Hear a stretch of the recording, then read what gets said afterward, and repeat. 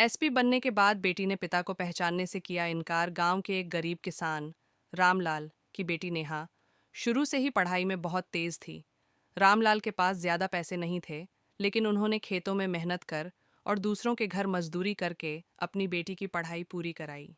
नेहा ने कठिन संघर्षों के बाद यूपीएसएससी की परीक्षा पास कर ली और एसपी पुलिस अधीक्षक बन गई। ये पूरे गांव के लिए गर्व की बात थी। लेकिन रामलाल की आंखों में सिर्फ एक ही सपना था।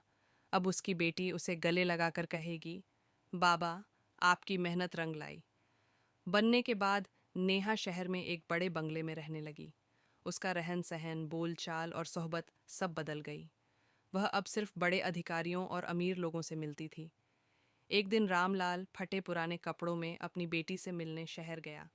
उसने पुलिस ऑफिस के बाहर खड़े गार्ड से कहा, बाबू, मैं साहिबा का बाप हूँ, मुझे अंदर जाने दो। गार्ड ने उसे ऊपर से नीचे तक देखा और हंसते हुए बोला, ए बुढ़े, चल भाग यहाँ से। एसपी साहिबा का बाप ऐसा भिखारी नहीं हो सकता। रामलाल की आंखों में आंसू थे, लेकिन उसने हार नहीं मानी। उसने कहा, बाबू, बस एक बार मेरी बेटी से कह दो कि उसका बाप मिलने आया है।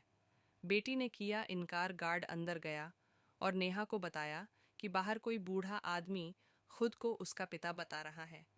नेहा ने कुछ देर सोचा और फिर ठंडे स्वर में कहा, मेरा कोई बाप टाप नहीं है, पता नहीं कौन पागल होगा, उसे भगा दो। जब गार्ड ने रामलाल को यह बात बताई तो वह स्तब्ध रह गया। उसकी आंखों से आंसू बहने लगे। उसने कांपती आवाज में कहा, बता देना, मैंने अपनी बेटी को हमेशा प्यार दिया, मगर उसने मुझे पहचानने से इनकार कर दिया। रामलाल भारी कदमों से गांव की ओर लौट गया। अंत में पछतावा। कुछ महीनों बाद जब नेहा को यह बात उसके चाचा से पता चली कि उसके पिता गहरे सदमे में चल बसे, तो उसका दिल चकनाचूर हो गया। उसने अपने हाथों से अपना सिर पकड़ लिया और फूट फूट कर रोने लगी। लेकिन अब बहुत देर हो चुकी थी। सीख, कभी अपने माता पिता को मत भूलो, क्योंकि उन्हीं की वजह से तुम इस मुकाम पर हो।